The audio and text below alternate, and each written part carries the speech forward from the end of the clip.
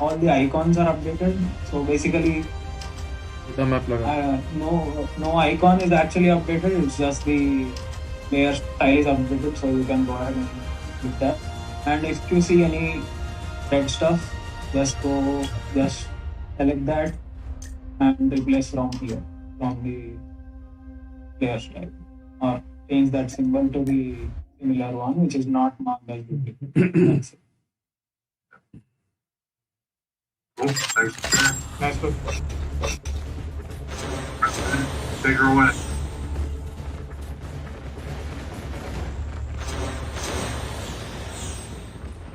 No, I changed my mind. Just kidding. Hold on. 1 second. Little canceling a plane ticket, buying one to Orlando. Think about that. Yeah, I just wanted to share my screen. I just wanted to take a minute to go over just something that came up yesterday as I was working with John, and this is, something that as a team, I've always put a lot of emphasis on showing your work in progress, showing how you arrived at something, showing what was the research process. At this page, I found this cute little graphic.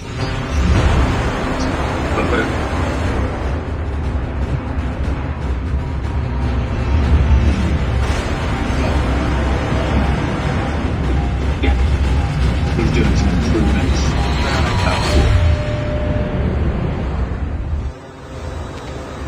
I think we might be losing your sound, Brad. It makes sense, but I would say something that would go the internet with dirt.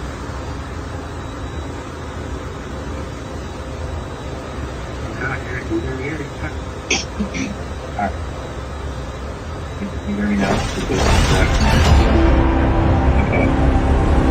I ever tell you when I got jobs with making this change? I've got to can you hear me now, Bob? No. Yeah. I'll tell you another story some other time. Great job. So journey mapping, right? Like part of our UX research, I've seen a huge payoff in the past is journey. And that's essentially a cross-functional team, lots of sticky notes, things like this. And typically when you do this, it generates a lot of ideas as well, as far as where gaps are inside of a customer's journey. So anyhow, I just put a few pieces up here and how we've kind of used it in the past. This was a little challenging for me. By the way, the pencil icon in Miro is horrible. Don't do it. To draw this really janky line and then not be able to drew is super confusing and difficult. But as I've used this in the past, right, it's super helpful to understand what happens to them. Again, through this for John, so this is not by any means scientific. It's feels, and then think about how the different things that we're going to be adding in 2022 are going to help kind of lift or improve them. Now, again, this isn't science. This is for John. But when we get to the nitty gritty of it, right? There's examples of these that are a little more subtle that we've done with MetLife. And again, it's just the process of getting a cross-functional team in one place or virtually and kind of marching through that journey. So, to read more about it, it's now up in Confluence, as well as we have a whole bunch of customer journey maps that we're doing report. So, if you want to see lots of documents and they're there. That's it. Thanks. Yeah, I see you made the post. I love doing journey mapping. It helps poke a lot of holes in projects and really gets you to think about not only the journey that your user ideally should take, but how they feel about it, and at every step of the way, it's important to really list out what are your questions and try to answer those. Yeah, I mean, as an example, like one of those first journey maps that we did, my answers 4 years ago, whatever it was. was the reason why we started building technology gaps that were being filled by people. Right? People were behind the scenes, magic Excel spreadsheet, leveraging our system. But we found that, we identified those gaps, right? The boost ones were more useful in building collaboration with carrier partners, and seeing what that shared customer looked like. And then, these things aren't static. They're supposed to be maintained and updated every so often over time. So we're going to do an update to some of the recent operations.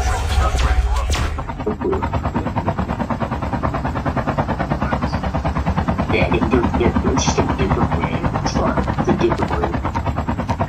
Airdrop incoming. And they can be good. That was my play today. Does anybody else have anything else they want to share? I think one thing for Jenny maps is when you see the flag or the y-axis, which is saying positive, negative, or like bad experience. And I think there should be a link to the persona for which that map is there, Jenny map is running because, and how to, why do some, what are the trigger points for that person, what do they trigger points? Yeah, absolutely. When we do these exercises, there's a couple things that we do before we start taking action. Absolutely. We discuss, okay, customer experience, like who's this customer? And it's usually, and that gets tricky because it's more often than not taking out just 1% of many percent. But yeah, it's absolutely you have to essentially set the room. Kind of apply that.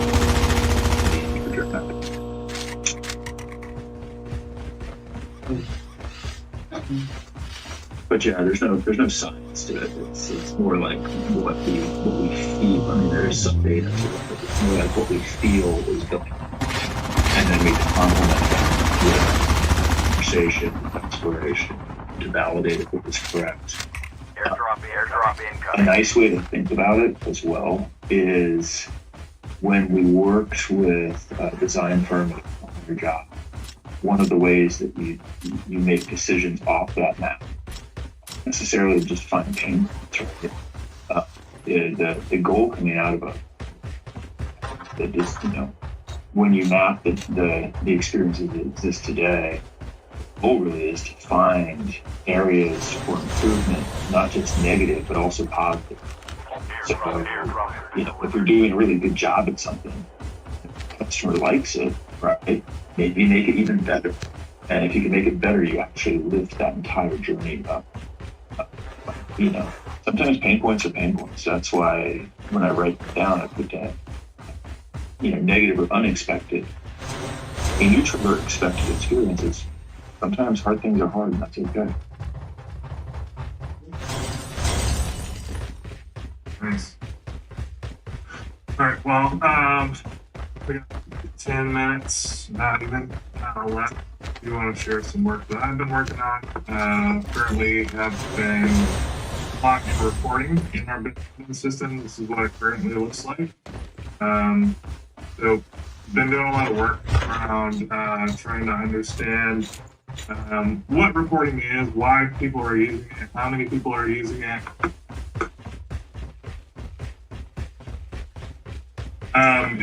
And so one of the other things too, they don't have access to direct user feedback or a survey in Pindo to get an idea of what people thought as far as usability of the reporting area. We asked them to basically rate the state of the reporting areas that we use. As you can see, there is almost 50% they agree that it's easy to use. There's also almost just over 32% for tracker. Yeah, 32%. So, it obviously tells us that there's something wrong with the usability of it. The value, you can see that people really agree that the performance is valuable to them and want to use it. Kind of the numbers where you get that people. It's probably just under 50. Let's see, we got a 7% response rate on that survey. It's definitely slowing down, but I feel like that's a decent number to pull from. We're obviously seeing trends on both of these. We even get on some comments too. We have a total of 4 comments, which isn't a lot, but we do have 3 that were specific to reporting. Just expressing their frustration with that they tried to use it for the last 2 years and still can't figure it out. It's too difficult to figure out. It needs to be easier to save and complete setup. So these are all the major things, pain points that, as Brad was talking about just a second ago, that the user has.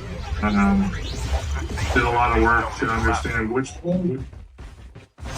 I will add one. So I went through the training of reports during my onboarding. I will add one other comment is the filters that I can't understand. Initially, I didn't understand filters. How you select the columns of the report that you're doing. Yeah, it's definitely tough to understand. Even having a little bit of insight into them, I was asking some of our internal experts, like, hey, what does this even mean? Like, as far as filters. Airdrop incoming. I got a ton of questions. There's one sport time, like, what does that mean? Different things. So some of the things that I also think are confusing, and I want to do kind of the heuristics of this page is like, we don't do a good job of even explaining what these reports should be used for. We'll do a better job of that. This, like on the dashboard, what does this have to do with reports? New hires have to do with reports. Not even like a link here to like a report or anything. It's kind of confusing. There's this load reports thing. Why doesn't it just load your report history? Maybe it's a time saver or not quite sure. But anyways, I've been trying to work away at this a little bit in concept. These recommended these recommended reports, but how do we know those reports are actually that our users will see? The genesis of the report when we designed it years ago was the fact that the hypothesis is that the more in-depth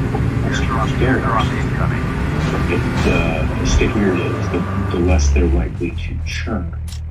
And at the time, the original redesign, Report Center was an unalphabetized list of the reports did not have descriptions, and it was goal of that redesign was to engage users in a meaningful way to start trying out reports versus on their CSM. So that's kind of where the recommended reports kind of just talk about. Yeah, so cool. No, I think that's super insightful as to where it is today. But how can we think of that? Is what I'm coming. I don't think that the report center is necessarily terrible. I think advice actually. Yeah, sorry for interruption. Actually, while I was actually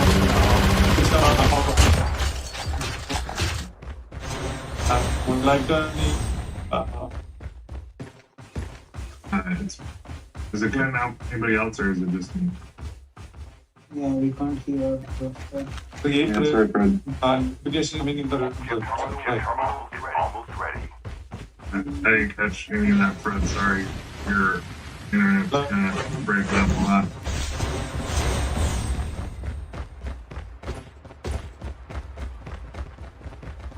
Sorry. So I'm going to keep looking into it. Fred, if you want to message me on the side, feel free.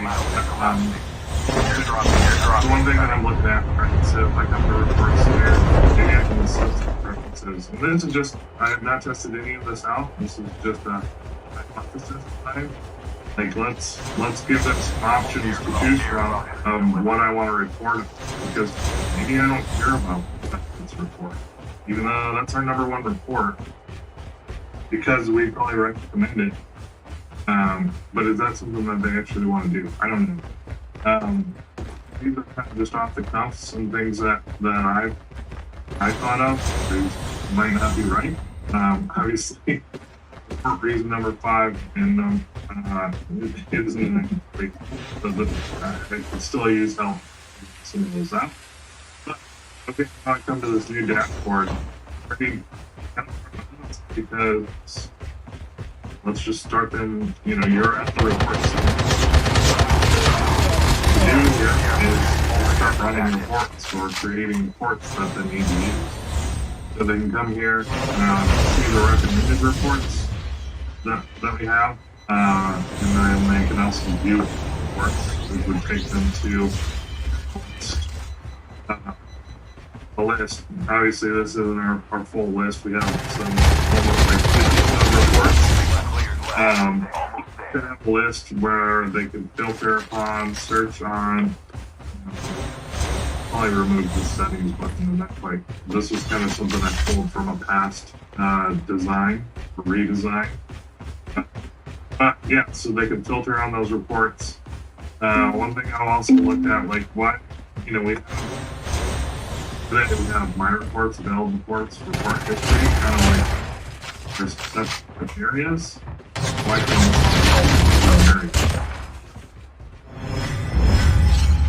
we kind of thinking about that as well, and then actually looking at the building of the reports.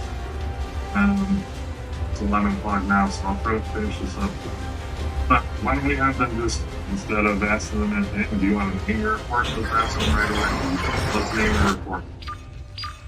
Tell them about, you know, check what benefits that you're trying to filter on. Giving them probably some more indication of what's necessary, what's not. One thing that I'm looking at here is, I'd love to get some feedback. Just the use of a drop down and having like a multi-select, almost like filtering, where it then shows the pills. I was thinking about vertical space here, so maybe there's